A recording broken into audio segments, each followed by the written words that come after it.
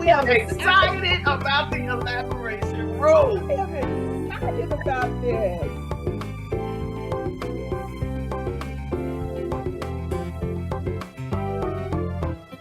Welcome to the Elaboration Room with Reverend Yo and Reverend Harris.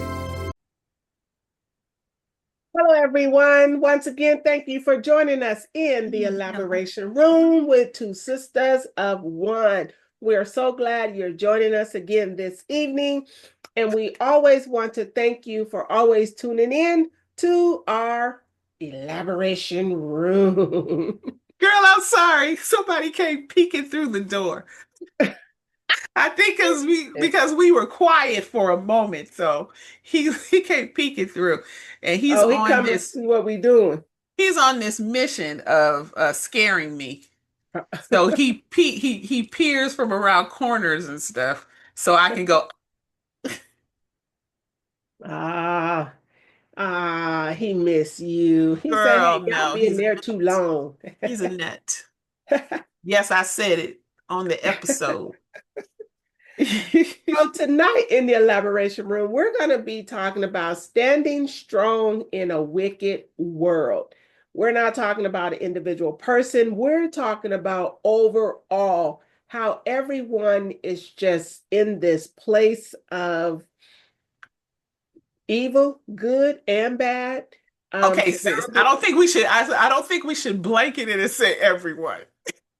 No, some people, not everyone. There we go. Some people. You know, because we are surrounded by corruption, confusion, compromise, and just a bunch of chaos right now. But as I always say, I love that. But God, but God, but God, but say it God. with a deep voice though. But yeah. God, it's look at God. That's what you want to say. Mine is but God, because he is still calling us to stand strong, not in our own strength, but in his. He is calling us to be strong in this place of where we are in this world. Everybody has their opinion. Some say we fine, some say we not, some say we're in the middle of this, we're in the middle of that. But whatever it is, we have to stand strong in the wicked world. And that's where we're going to be coming from today. And I want to ask you a question before Sissy starts, because this is a question I really want you to be thinking about. Can you stand strong when everything around you seems to be falling? Can you stand strong when everything around you seems to be falling? So that's the one question that I want you to really think on. Can you stand strong when everything around you seems to be falling? And with that, I'm going to throw the ball over into your court. And as you ask that question, let me kind of piggyback on that and say, do you find within yourself that you are a follower or a leader? Are you one to go along with the crowd? Or are you able to stand your ground and not do that and not go along? Because that's part of what I want to bring to the table for this episode. That just because your mama used to probably say that to you, and I think I said it in a sermon a couple of months ago.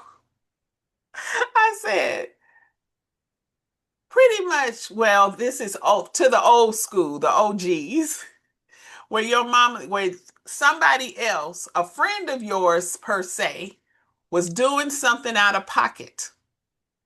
And you wanted to do it too, but your mama knew that it was out of pocket. It was wrong. And so then they hit you with this question, which is like, really, Mom? So if so-and-so was going to jump off a cliff, would you jump too? Oh, I think most of us didn't heard that. What? I said, probably most of us didn't heard that. You know, just because standing strong in this wicked world. Let me rein myself in and focus and stay on topic, because I'm telling you, in my observations, the wickedness that is apparent is from the White House to the lowest of houses and in between. There is no one person that we can just point a finger at. Over the past weeks, um, we have been privy to so much corruption. Um, we have been privy to so many wrongs being done to people, and it's under the guise of people being selfish and being out for themselves. Of course, that's selfishness.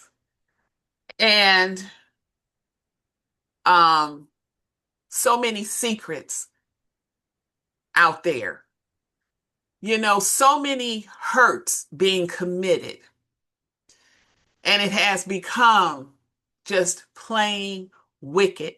And if ever you have read the Bible and come to the end times, it told of these wicked times. It tells of where these wicked situations would be occurring.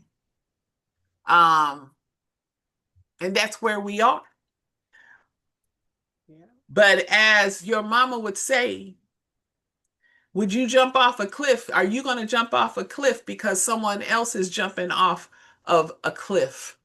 Or are you able to focus on your own character and focus on living a life that reflects what you know to be right, and in your actions and in your decisions?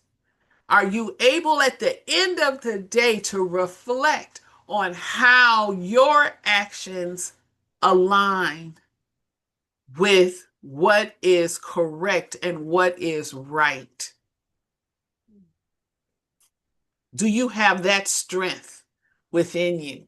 Because that is the only way that we can maneuver through this wickedness.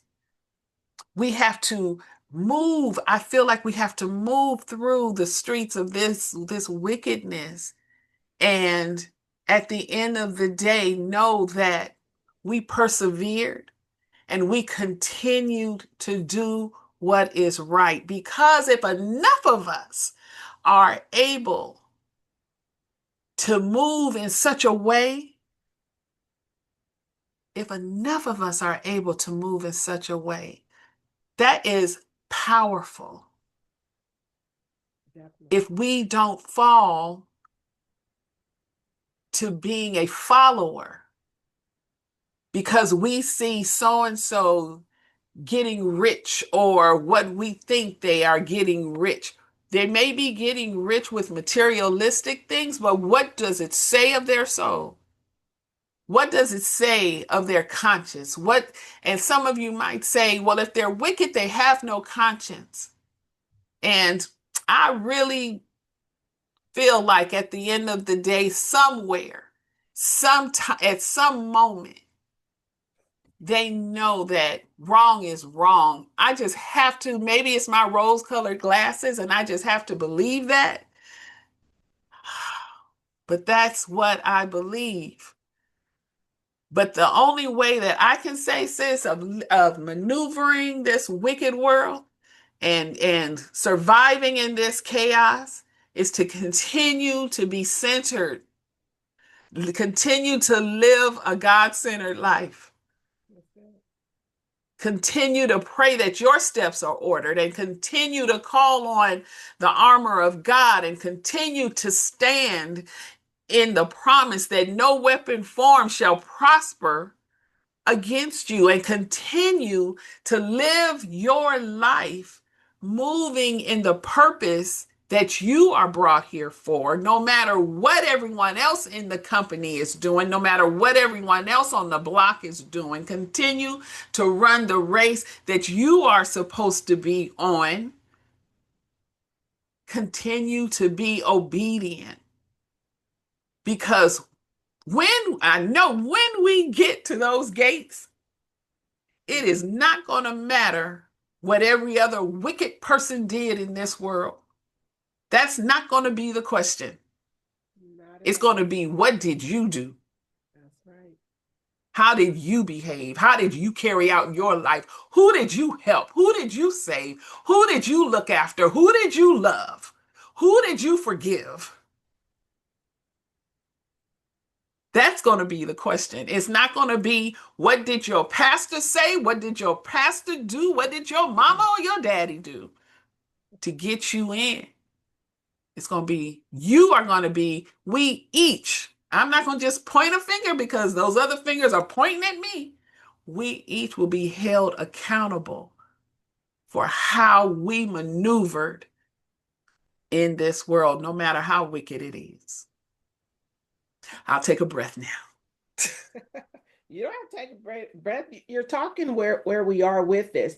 It kind of goes with our last episode. We was talking about where's your headspace. It's kind of, all this is tied to, where we are, because we do have to stand strong. And like we said in our last episode, it's in the mind, because we to stand strong, it requires a made up mind.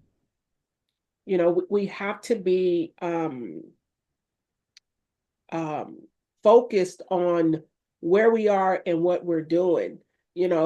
People in the Bible, Daniel, we'll use Daniel for example. Daniel was living in a corrupt culture, yet he stood strong because his mind was already made up of who he was going to serve and what he was going to do and who he believed in. He didn't wait until the pressure came to decide where he stood. He made his decision in advance. So we have to make our decision in advance on where we're going to stand in this wicked world, because the Bible also tells us that this world is not our home. So those are the things we have to think about. We really have to really sit back and ask ourselves these questions over and over again in our mind. What are we willing to lose to stay right with God? What are we willing to Materials, lose? we may lose those material things, but God always promised to give you what you need, And provide your needs. we can't take none of the material things to Not heaven with this, period. a So what we should be working on is our salvation, our soul, our minds. That's what we should be focused on, because that's going to keep us on this path called straight. We have to decide in our heart, are we going to obey him, or are we not going to obey him? When it comes to the cost of being comfortable or doing what God says. Like Sis said in the beginning, this is not about one person or one thing. We're talking about ourselves. How are we going to stand in the middle of the chaos that's going on in this world? People are still questioning if God is real. Well, if God is real, why is A, B, and C, and D happening? God may be testing us, period.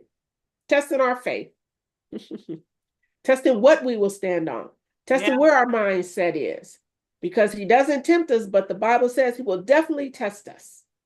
So are we being tested during this time as the world seems to be getting more corrupt? Evil is like really rising. Where do we stand? And I'm really talking to us disciples and Christian folks. That's really who I'm speaking at. Where do we stand as believers of Christ? Are we falling in with the worldly things? Now, I've seen some stuff on social media. Many of our churches are falling into the worldly things instead of the world coming into the church and we transforming them. The world is we transform them. The world is coming to the church and they transforming us. Where do we stand in this time when wicked seems to be prevailing above all else? We know it's not. But to those that are looking at it, it may seem like evil is prevailing. That is not true. God is still in control. Yes. Still Every all day, powerful. he is still in control. Just because everybody is doing it doesn't make it right.